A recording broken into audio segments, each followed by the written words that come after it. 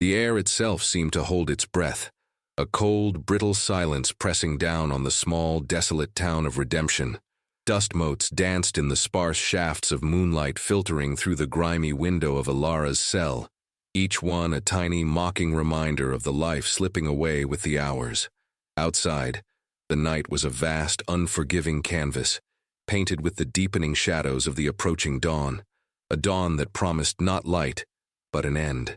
For Alara, the world had shrunk to the rough-hewn timbers of her confinement, the rhythmic drip of water somewhere in the distant darkness, and the relentless ticking of an unseen clock that hammered against the fragile bones of her skull. Her breath caught, a ragged whisper in the stillness as she contemplated the unforgiving certainty of what lay ahead. They called her a witch, a thief, a blight upon their righteous land, but in the desolate chambers of her own heart, she was merely a girl, flawed and broken, caught in a web spun by fear and misunderstanding. Her leg, twisted since birth, throbbed with a dull ache that mirrored the deeper wound in her soul, a constant companion that had always marked her as an outsider. This town, with its rigid piety and its quickness to condemn, had never truly seen her, only the shadow she cast. The very name, Redemption, hung like a cruel irony over the settlement, a place where sin was swiftly judged and atonement rarely offered. She thought of the faces in the crowd that had gathered during her swift, brutal trial, hardened stares, lips twisted in self-righteous fury, eyes that held no glimmer of human kindness. They saw only what they wished to see, a scapegoat for their own simmering anxieties, a vessel for their unexamined fears. The verdict had been whispered like a prayer, yet delivered with the force of a thunderclap. By dawn, her life would be extinguished, a chilling spectacle meant to cleanse the town of its perceived impurities. The scaffold stood stark against the emerging sliver of moon, a skeletal finger pointing towards an indifferent heaven, ready to claim its due. Each breath she drew was an act of defiance, a stolen moment from the inexorable march of fate. This final night, her thoughts drifted to images long buried, a mother's gentle hand, the scent of wild herbs in a forgotten meadow, the fleeting warmth of a sun that seemed to shine only in memory. The world outside her cell was a cacophony of distant sounds, the restless shifting of guards, the occasional mournful howl of a coyote, the incessant creak of the wind through the gallows timbers. These sounds, once mundane, now held a profound and terrifying significance, each one a harbinger of the approaching end. She closed her eyes, but the darkness behind her lids offered no solace, only the flickering silhouettes of her accusers, their faces distorted by the flickering torchlight, their condemnation echoing in the hollow chambers of her mind. This was the end, and she knew it, with a chilling certainty that settled deep into her bones. Before we get into this tale, let us know in the comments where are you watching from, and subscribe if you want more content like this one.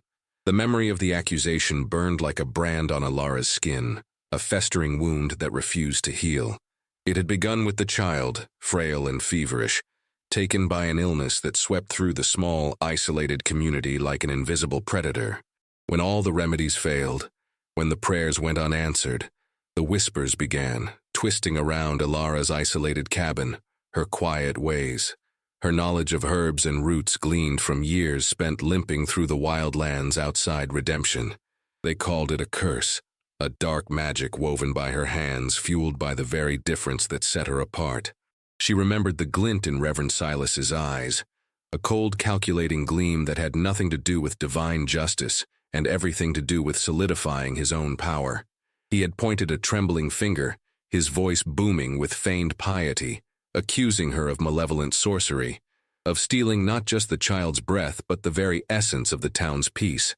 The truth, raw and unvarnished, was far more mundane, a virulent fever, exacerbated by squalid conditions and ignorance. But truth held no sway against the tide of fear. Her twisted leg, a visible mark of deviation, became undeniable proof in their eyes, a physical manifestation of her spiritual deformity. They spoke of the devil's mark, of a soul tainted from birth, and she, with her quiet strength and her unsettling insight, became the perfect vessel for their collective dread. The town, small and insular, was a crucible of suspicion, forged in the harsh realities of a challenging frontier life. Survival often hinged on rigid conformity, and any deviation was perceived as a threat. Ilara, with her independence and her refusal to fit neatly into their prescribed roles for women, had always been an irritant.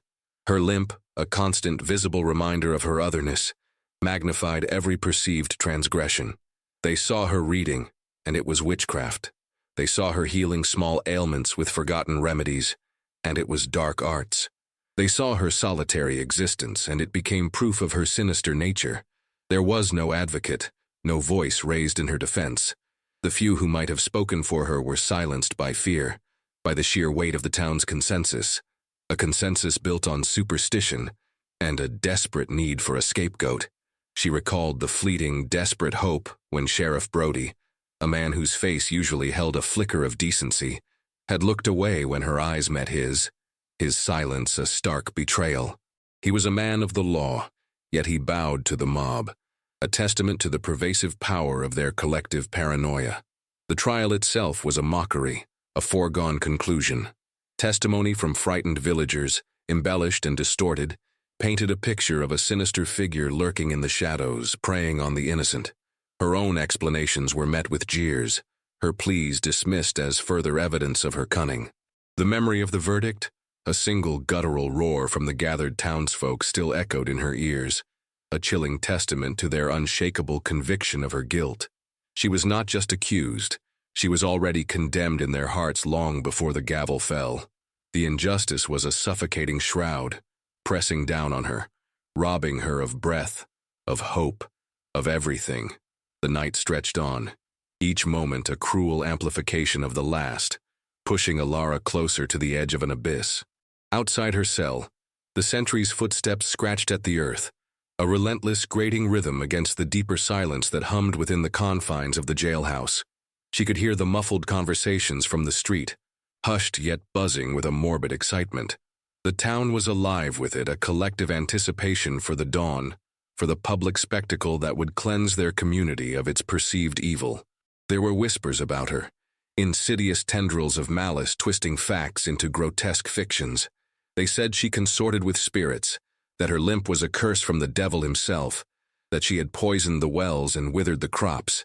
Each rumor was a stone added to the cairn of her condemnation, burying her beneath a mountain of lies. She listened, her mind numb, to the distant murmur of the tavern, the clinking of glasses, the occasional bursts of coarse laughter.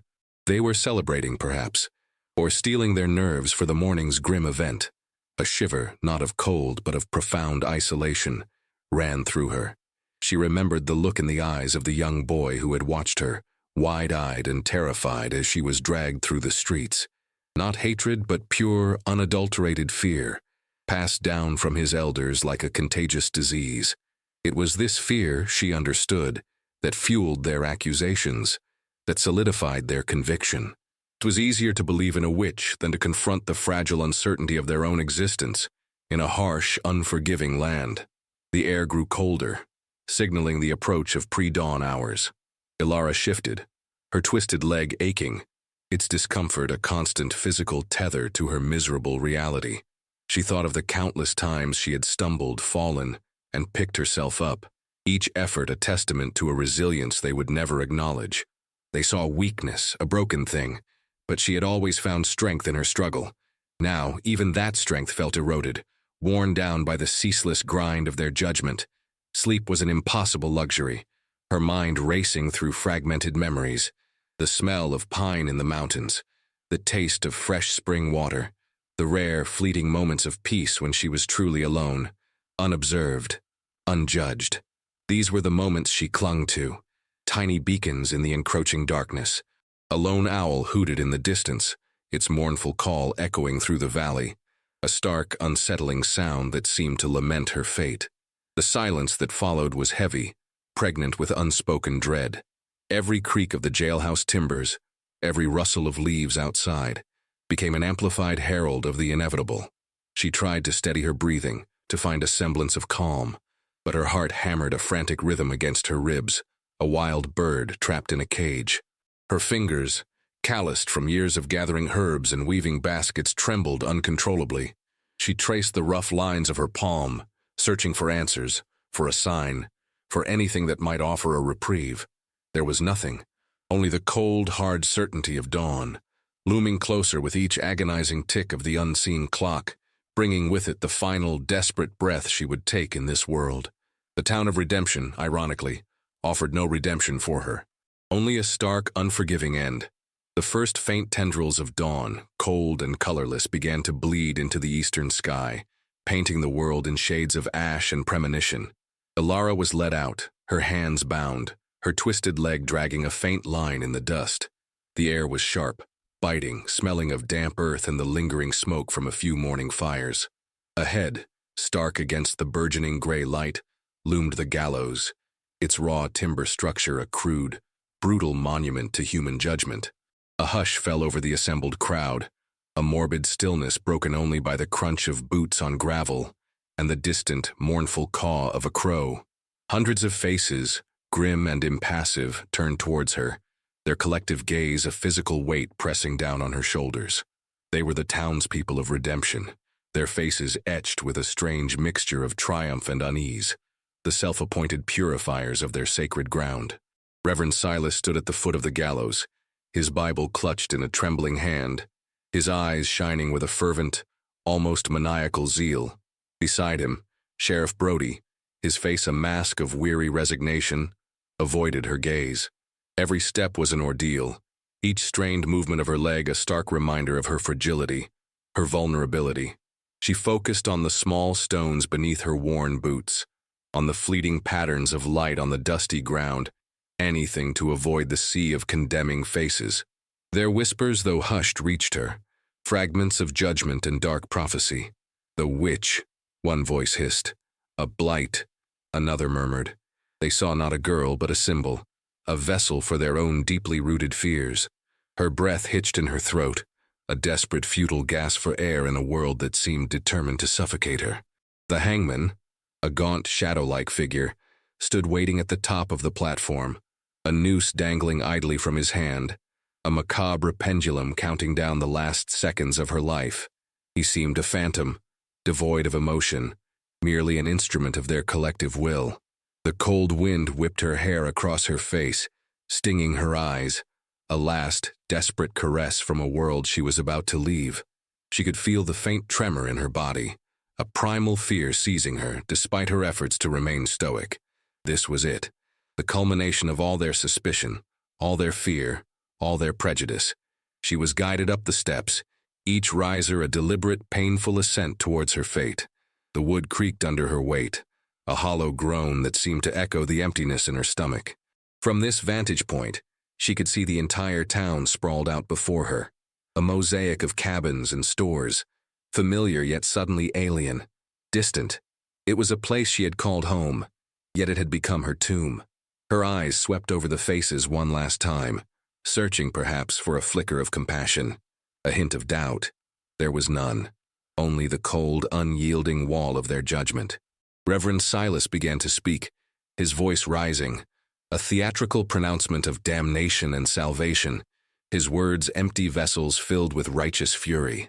He spoke of cleansing, of sin, of the dark forces that sought to corrupt their pure hearts. Ilara tuned him out, her gaze fixed on a distant ridge, where the rising sun was just beginning to touch the highest peaks, painting them in hues of orange and gold, a stark beauty, a world moving on without her.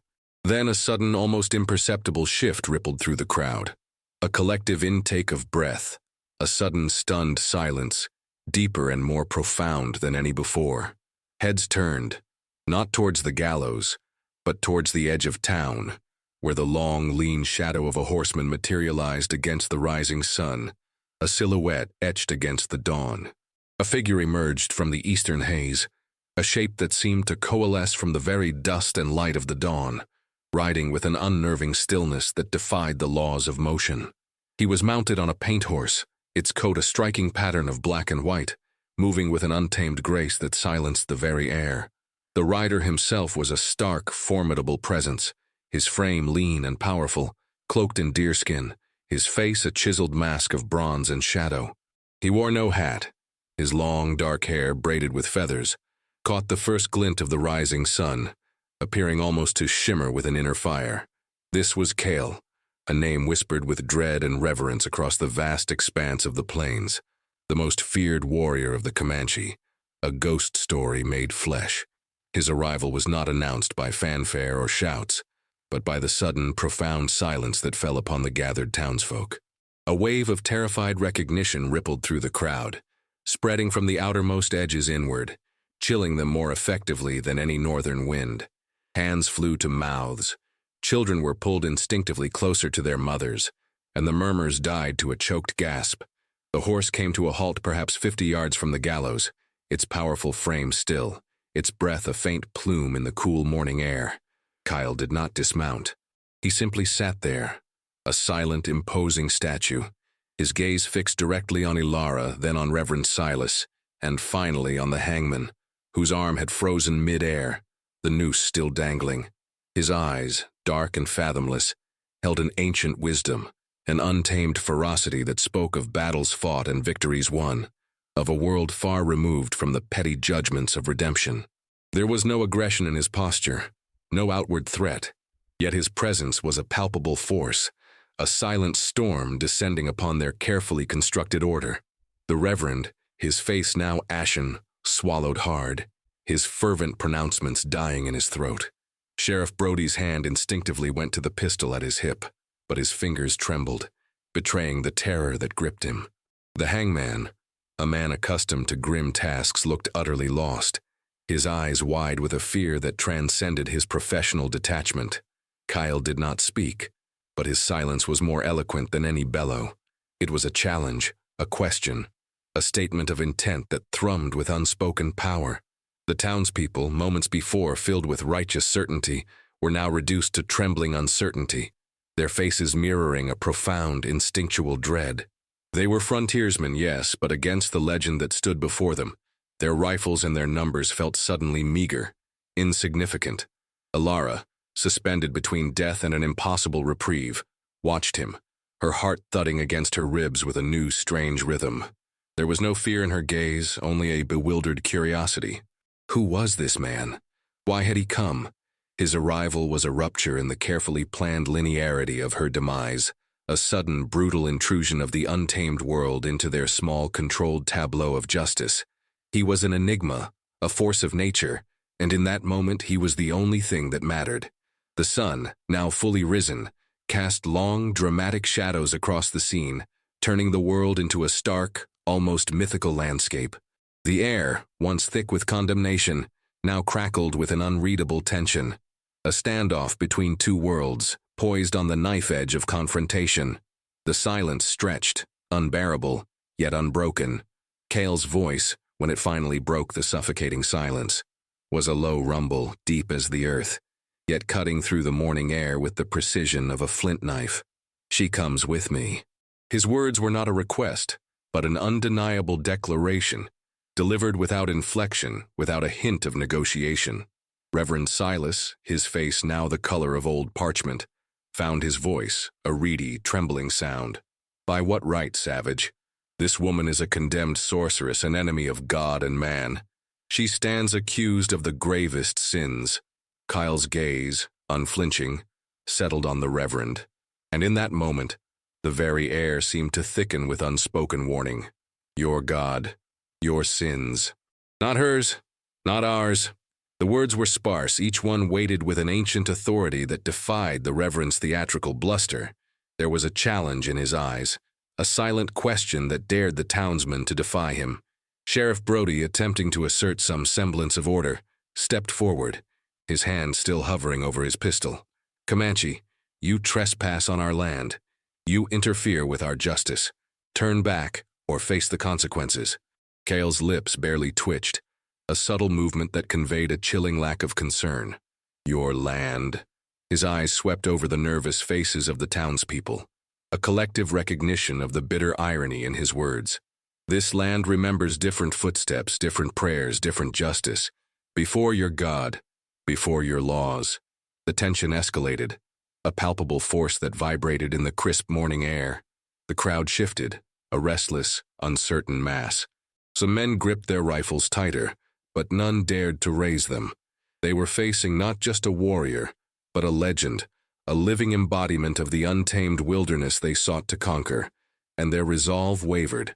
"She murdered a child!" the Reverend shrieked, his voice cracking with desperation. Cale's eyes narrowed, a flash of something unreadable, pity, contempt, flickering within their depths. "The fever claims many children. Your fear claimed this one, and your fear claims her." He gestured towards Alara with a slight tilt of his head, his movement economical, decisive. "There is a price," Kyle stated, his voice devoid of emotion, "for what you nearly did. A price for your blindness." He paused, allowing his words to sink into the heavy silence. "Your cattle, the ones that strayed into the northern pastures, the ones you claim were stolen, they are ours now by right of our hunting grounds. But in return for her life, they will be returned. A trade." The blatant irony was a bitter taste in the mouths of the townspeople. Their own stolen property, now being used as ransom for the life of a woman they condemned. They wanted her dead, but they wanted their livestock more. The silence that followed was fraught with internal conflict, a silent struggle between their bigotry and their pragmatism. Kyle had presented them with an impossible choice, a searing indictment of their values. Alara watched, a silent observer of this bizarre transaction, her fate hanging in the balance, a pawn in a game she barely understood. The warriors' demand was a cruel mirror, reflecting their own hypocrisy back at them. The tension was almost unbearable, a vibrating wire stretched taut across the canyon of their fear and their greed. The memory, sharp as broken glass, cut through Alara's mind, illuminating the hidden threads that bound her fate to the warriors' arrival. It was nearly a year ago, a harsh winter, when she had ventured further than usual into the snow-choked wilderness, searching for rare healing herbs. She had stumbled upon a scene that froze her blood, a small Comanche raiding party, ambushed by a group of ruthless white trappers. The fight had been brutal, swift, a clash of desperation and greed. Among the fallen, one warrior, severely wounded, had been left for dead by his own retreating kin, deemed beyond saving. It was Cale. His leg had been shattered, a grotesque injury, and a deep gash bled profusely from his side. Most people would have left him to the wolves, or worse, taken his scalp for bounty. But Alara, in a moment of raw, unthinking compassion, had seen only a living creature in unbearable pain. Her own twisted leg had given her an empathy for the broken, a strange kinship with suffering. Against every instinct of self-preservation, she had hauled him, piece by agonizing piece, back to her remote cabin, hiding him from the very town that now condemned her. She had spent weeks tending to him, using all her knowledge of native remedies and settler's splints, battling fever, infection, and the crushing weight of snowbound isolation. He was a silent, unyielding patient, his eyes, even in delirium, holding a fierce, untamed fire. He had watched her, always watched her, with a gaze that held neither gratitude nor malice, only an intense, analytical scrutiny. Their communication had been sparse, a language of gestures and shared silence, punctuated by the grunts of pain and the rustle of leaves she brewed for his medicines. She had learned of his world through his infrequent, guttural utterances, fragments of stories about his people, their respect for the land, their ancient ways. He, in turn, had seen beyond her physical infirmity, beyond the town's prejudice, recognizing perhaps a different kind of strength within her. She was not a witch, but a healer, a protector, a woman who dared to defy the rigid boundaries of her own society. When he was strong enough to leave, he had simply vanished into the night, a silent farewell, leaving behind only the lingering scent of smoke and wild sage. Alara had never expected to see him again. The town's accusations, their fear-driven pronouncements of her supposed dark arts, were rooted in their inability to comprehend such an act of human connection, such an act of defiance against their ingrained hatred of the savage. This was the flaw they could not see, her profound, unsettling compassion, her willingness to cross the invisible lines they had drawn between peoples, between lives. It was this hidden truth, this secret act of humanity, that had unknowingly set the stage for her dramatic reprieve. The irony was suffocating. Her alleged curse had been her salvation.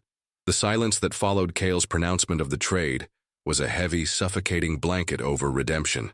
The townsfolk, caught between their ingrained hatred and their practical needs, mumbled amongst themselves, their fear battling their greed. Reverend Silas, his voice still trembling, eventually conceded, his defeat clear in his posture. "Take her then, savage, but know this, you harbor a blight, and divine retribution will surely follow." Kyle merely watched him, an unspoken challenge in his dark eyes. Before turning his gaze to Ilara, she felt a strange surge of emotion. Not relief, not joy, but a profound, almost disorienting sense of unreality.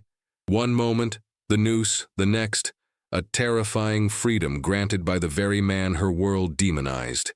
He motioned with his head, a curt, silent command. The sheriff, looking away, cut her bonds, the rope chafing against her wrists, leaving raw red marks. Without a word, Ilara turned, her twisted leg protesting with every step, and began the descent from the gallows platform, away from the condemning faces, away from the stench of fear and righteous fury. Kyle did not wait. He turned his horse and, with a barely perceptible nod, began to move eastward, away from the town, towards the open plains. Ilara followed, her limp a rhythmic counterpoint to the quiet thud of the paint horse's hooves on the dusty earth. She did not look back. The town, with its grim gallows and its terrified, angry populace, receded behind her, becoming a dwindling smear on the horizon. The sun, now higher, cast long shadows before them, stretching out like a new path, uncertain and undefined. The journey was mostly silent, broken only by the natural sounds of the awakening wilderness, the chirping of unseen birds, the rustle of dry grasses in the breeze, the distant cries of hawks circling overhead. Kale rode ahead, his back straight, his presence a silent enigma. Ilara kept pace as best she could, her body aching, her mind a maelstrom of conflicting thoughts. She felt no gratitude, not yet, only a wary curiosity, a desperate need to understand the motives of this man who had plucked her from the jaws of death. She studied his back, the strong, capable line of his shoulders, the intricate beadwork on his deerskin, wondering about the life he led, the world he inhabited. It was a world she had only glimpsed in whispers and fearful tales, a world portrayed as savage and dangerous. Yet in that moment, it felt infinitely safer than the one she had left behind. Her own past, the one the town had condemned, now seemed a distant, distorted memory, viewed through a newly cracked lens. Was she truly a witch, as they claimed, or merely a woman who sought to heal, who defied their narrow definitions? The questions spun in her mind, unanswered, unsettling. She was not innocent in every way, perhaps, having learned to survive in the shadows, to bend truths to protect herself. But the true evil, she realized, was not in her actions, but in their fear. The vast, empty landscape stretched before them, a metaphor for the unknown future. It was a frightening prospect, yet a liberating one. She was free, unbound by the judgments of redemption, free to define herself anew, under the vast, indifferent sky. As the sun climbed higher, casting long, stark shadows across the undulating plains, a fragile understanding began to settle between Ilara and Kyle. There were no grand pronouncements, no sudden revelations. Their communion was one of shared silence, of knowing glances, of movements that spoke louder than words. He led her towards a hidden spring, nestled among a cluster of cottonwood trees, its water clear and cold. He offered her dried meat and a pouch of pemmican, his gesture devoid of pity, simply a practical offering. As she ate, feeling strength slowly return to her weary limbs, she watched him, truly watched him, for the first time without the shadow of the gallows or the fear of a monster. He was not the savage of the settlers' fearful tales, but a man of the land, honed by its unforgiving beauty. His eyes, though intense, held a quiet dignity, a deep reservoir of patience. She noticed the slight stiffness in his gait, a barely perceptible limp that mirrored her own, a subtle testament to the wounds she had tended. The irony was not lost on her. They were both broken in their own ways, both outcasts, both survivors. She knew then that he had recognized her, that her act of compassion had not been forgotten. It was a silent acknowledgement, a bond forged in a moment of shared vulnerability and defiance against a world that sought to demonize both of them. This was the truth she had sought, the answer to the mystery of his arrival. Not a random act, but a debt quietly repaid, a stark echo of her own decision to save him when all others would have condemned. Her heart, which had been a tightly clenched fist of despair for so long, began to unfurl, a hesitant bloom in the desolate landscape of her soul. She was still flawed, still complex, still burdened by the choices that had led her to the gallows. But here, under the vast, indifferent sky, those flaws seemed less like condemnations and more like the unique contours of her being. The town of redemption had tried to strip her of her humanity, to reduce her to a caricature of evil. But Cale, in his quiet, formidable way, had restored it, not by words but by action, by recognizing the inherent worth that lay beneath the surface. The path ahead was still shrouded in uncertainty. She knew nothing of his destination, nothing of her place in this new, untamed existence. But for the first time in what felt like an eternity, the suffocating weight of fear lifted, replaced by a tentative sense of possibility. The sun warmed her face, the wind whispered through the trees, and the earth beneath her feet felt solid, real. There was no grand redemption, no miraculous healing of her physical or emotional scars. But there was movement, a forward momentum away from the darkness towards a fragile, nascent hope. She understood, with a profound clarity, that her journey was far from over. It had merely begun anew, on a different path, guided by a different kind of justice, and in the company of a silent protector who saw beyond the judgments of man. The world was still harsh, still unforgiving, but for the first time she felt a quiet strength stir within her, a readiness to face whatever lay ahead. Days bled into weeks, a continuous journey across the vast sun-baked plains, punctuated by quiet nights beneath a sky ablaze with stars. Alara learned to ride, her movement still awkward but her determination fierce. Cale, always vigilant, taught her the subtle language of the land, the direction of the wind, the tracks of animals, the signs of approaching storms. He spoke little, but his teachings were precise, his lessons etched into her memory through experience rather than words. She observed him, learning the rhythm of his life, his profound connection to the earth, his quiet respect for all living things. He was a man of contrasts, fierce in his presence, yet gentle in his actions. He hunted with precision, but never for sport, always for need. He moved through the wilderness with an almost supernatural stealth, a shadow blending seamlessly with the landscape. Alara, with her own deeply rooted connection to herbs and the natural world, found a kindred spirit in his silent communion with nature, a resonance that transcended their cultural differences. She understood now the depth of her own flawed humanity, her complex history. She was not a saint, nor was she the devil the town had painted her to be. She had made choices born of desperation, of a profound sense of isolation, of a desperate need to survive in a world that had always seemed determined to cast her aside. Her healing arts, which had been her curse in redemption, were here simply knowledge, a part of the natural order. She tended to Cale's old wounds, still healing, and he accepted her ministrations with quiet trust, a silent acknowledgement of her skills. The irony of her journey, from condemned witch to valued companion, was a constant shimmering presence. This new existence was hard, unforgiving, far removed from the comforts of a settled life, but it offered a raw, undeniable freedom she had never known. There was no pretense here, no societal masks to wear, no judgments to navigate, only the stark reality of survival and the quiet companionship of a man who had seen her at her most vulnerable and had chosen to save her. Her thoughts often drifted back to redemption, not with bitterness but with a strange, detached curiosity.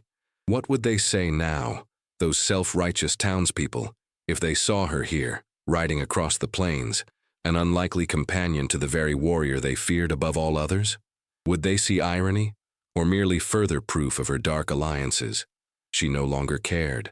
Their world, with its narrow confines and its suffocating judgments, was a distant echo, a fading nightmare. Her legs still pained her, a constant reminder of her physical limitations, but here, in this vast open expanse, it felt less like a burden and more like a part of her, a unique mark that had shaped her resilience. The darkness of her past, the despair of her condemnation, was slowly beginning to recede, replaced by a cautious, tentative hope. The resolution was not a sudden burst of light, but a slow, gradual unfolding, like the sunrise itself, revealing new landscapes, new possibilities, one quiet dawn after another. The journey eventually led them to a place that felt ancient, sacred, a hidden valley cradled by towering red rock formations, where a quiet stream whispered secrets to the wind. It was a place of refuge, a temporary haven, but more than that, it was a place of profound stillness, where the echoes of the past seemed to fade into the vastness of the land. Here, Kale taught her to truly see, not just with her eyes, but with all her senses. The subtle shifts in the wind that carried distant sounds, the scent of rain before it fell, the nuanced colors of the earth that spoke of hidden springs or dangerous trails. He showed her how to read the stars, not as distant, indifferent lights, but as a map, a story written in the heavens, guiding her through the endless night. Their bond deepened in this shared existence, a silent understanding built on mutual respect and the stark reality of their interconnected survival. She tended to his people's ailments, using her knowledge of herbs and her gentle touch, earning a quiet acceptance from those who had once viewed her with suspicion. Ilara found herself reflecting long and deeply on the concept of home. Redemption had never been home, only a place of exile. Here, among a people who lived in harmony with the rhythms of the earth, she found a sense of belonging she had never known. Her twisted leg, once a brand of shame, was merely a part of her, accepted without judgment. Her unique skills, once condemned as witchcraft, were embraced as gifts. The irony of her fate was a constant companion, a quiet hum beneath the surface of her new life. She had been saved by the very savage her former community feared, and in doing so, had found her own savage truth, a liberation from the constraints of their world. She was still flawed, undeniably so. The past, with its raw edges of pain and regret, still lingered, a phantom limb aching with unresolved memories, but the darkness was no longer suffocating. It was simply a part of her story, a chapter that had led her to this unexpected, profound peace. The resolution was not a definitive end, but a new beginning, a continuous unfolding. There was no promise of an easy future, no guarantee of safety in a world still fraught with conflict and misunderstanding. But the hope that now bloomed within her was real, resilient, nurtured by the vastness of the land and the quiet strength of the man by her side. She had faced death and emerged, not whole but transformed. The girl condemned to hang at dawn had not died. She had been reborn, not into a different person, but into a truer version of herself, stripped bare of the world's judgments. Kyle remained an enigma, his motives still shrouded in a quiet mystery, but his presence was a constant, grounding force. He was the anchor in her tumultuous sea, the silent guardian of her fragile rebirth. The world was vast, wild, and unpredictable, but she was no longer alone, no longer defined by the condemnation of others. She was simply Ilara, a woman of the plains, finding her own redemption in the heart of the wilderness, under the boundless, indifferent sky. The passing seasons blurred into a tapestry of greens and browns, whites and golds, each bringing new lessons, new challenges, and a deeper understanding of the world Kyle inhabited. Ilara, once a prisoner of both her physical limitations and the judgments of others, discovered an unexpected agility, a different kind of strength in adapting to the harsh yet beautiful rhythm of the plains. She learned to track game, to identify the subtle signs of changing weather, to endure the biting winds and the relentless sun. Her twisted leg, while still a part of her, no longer defined her limitations but became a testament to her tenacity, a visible scar of a resilience forged in hardship. She discovered the ancient stories of Kale's people, tales of spirits and ancestors, of the earth as a living, breathing entity. These narratives, far from the rigid doctrines of redemption, resonated with a profound truth she had always instinctively known, but never dared to embrace. Her own knowledge of herbs and healing found new purpose, intertwining with the tribal wisdom, a bridge between two worlds, subtly mending not just bodies, but understanding. Kale, the formidable warrior, remained her quiet anchor. Their relationship was one forged in the crucible of shared adversity. a bond that transcended the boundaries of language and culture. He recognized her strength, not despite her limp, but perhaps because of it, understanding the tenacity required to navigate a world that had always sought to diminish her. She saw the burdens he carried, the responsibility he felt for his people, the quiet grief for a vanishing way of life. She recognized in him a mirror of her own complex humanity, a soul grappling with survival, identity, and the relentless march of change. Their lives were intertwined now, not by choice perhaps, but by fate, and by a shared understanding of what it meant to be an outsider, to live on the fringes, defined by a world that sought to control or destroy them. The tension of their initial encounters had long dissipated, replaced by a quiet, unwavering trust. He trusted her with his people's well-being, and she trusted him with her life, a profound exchange built on the bedrock of their shared, improbable history. The moral ambiguities that had once clouded her own character, the choices made in desperation, now seemed to find a strange clarity here, not excused, but understood as part of a larger, difficult journey. The future remained an open question, vast and uncertain as the plains themselves. There was no definitive end, no grand conclusion to their tale, only the continuation of a life lived on its own terms, far from the condemning gaze of redemption. Ilara carried her past within her, a quiet weight, but it no longer defined her. The darkness that had once threatened to consume her had receded, replaced by the enduring light of self-acceptance and a burgeoning sense of purpose. She was a healer, a survivor, a woman who had found her place in a world that had initially offered her only a scaffold. The hope that bloomed within her was not a naive, fleeting emotion, but a grounded, resilient strength, nurtured by the relentless beauty of the wild and the quiet companionship of the warrior who had given her a second chance at life. Their story was not about heroes and villains in the traditional sense, but about flawed individuals finding unexpected alliances and forging a path towards their own personal redemption in a world that offered none. The seasons continued their relentless cycle, carving deeper lines into the landscape and into Ilara's spirit. The wild, untamed beauty of the plains became her new classroom, teaching her lessons far more profound than any she had gleaned from the harsh dogmas of redemption. She learned to read the nuances of the wind, to understand the migration patterns of the buffalo, to find sustenance in the most desolate stretches of land. Her physical limitations, once a source of profound despair, had been transformed into a unique perspective, a different way of moving through the world that often revealed insights others missed. She learned to compensate, to adapt, to find strength in unexpected places. The communal life with Kale's people, while challenging, also offered a depth of connection she had never experienced.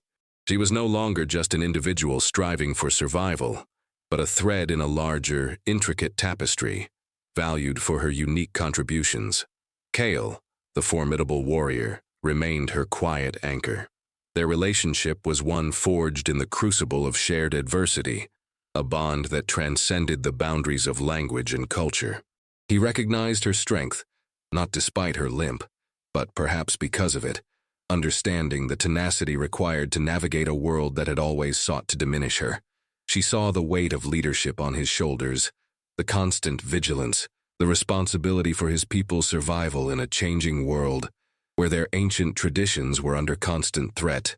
There was a poignant irony in their lives, the disabled woman and the feared warrior, finding sanctuary and purpose in each other's unexpected company, both living outside the rigid definitions imposed by the encroaching settler society.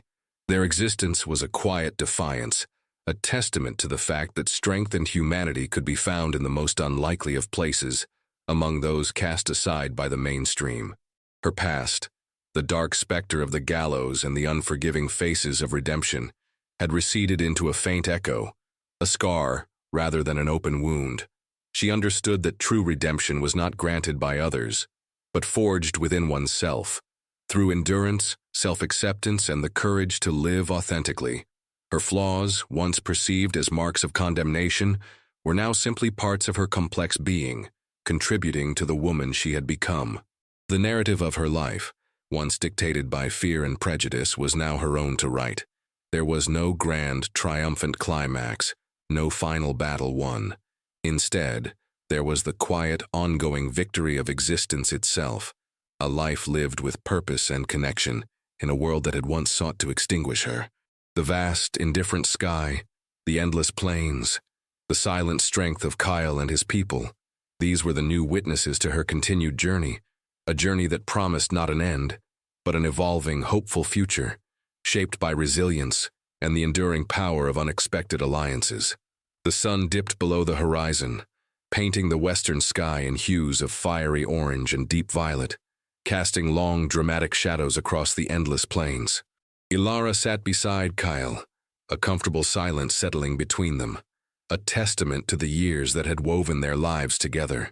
The crackle of the small fire before them was the only sound, a soft murmur in the vast expanse of the twilight. Her physical pain, though still present, was a familiar companion, no longer a master. She had learned to live with it, to move through it, much like she had learned to move through the judgments of the world. Her hands, once delicate, were now calloused and strong, capable of both mending and crafting, a silent testament to the life she had built. She had found her place, not just among Kale's people, but within herself, a true home forged in the crucible of adversity and freedom. The journey had not been without its trials. There had been lean winters, skirmishes with rival tribes and wary settlers, moments of profound loneliness and doubt. But through it all, Kale had been a constant, a silent, unwavering presence, his strength a steady counterpoint to her own evolving resilience. He was not a savior in the conventional sense, but a catalyst, a mirror reflecting back to her the inherent power she possessed. Their bond was complex, rooted in a shared history of being outsiders, of defying expectations, of finding common ground in a world determined to divide. She understood the true irony now. The society that had condemned her had, in its very act of rejection, set her free. It had pushed her beyond its narrow confines, into a wilderness that paradoxically offered more genuine acceptance and understanding than the civilized world ever could. The night sky began to reveal its vast tapestry of stars, each one a distant, silent witness to the countless stories unfolding beneath them. Ilara looked up, her gaze tracing the familiar constellations, a sense of profound peace settling over her. Her life was no longer defined by the looming shadow of a gallows, but by the boundless possibilities of the open land, by the quiet strength of her own spirit, and by the unexpected companionship of a man who saw her not for her flaws, but for her truth. The resolution was not a grand, definitive statement, but a quiet, enduring acceptance. Her story was not over, but it had found its rhythm, its purpose, its own unique form of redemption. The dark past was a part of her, forever etched, but it no longer held her captive. She was free, truly free, under the silent, watchful gaze of the most feared Comanche warrior, whose unlikely arrival had not ended her life, but given it an unforeseen, profound beginning.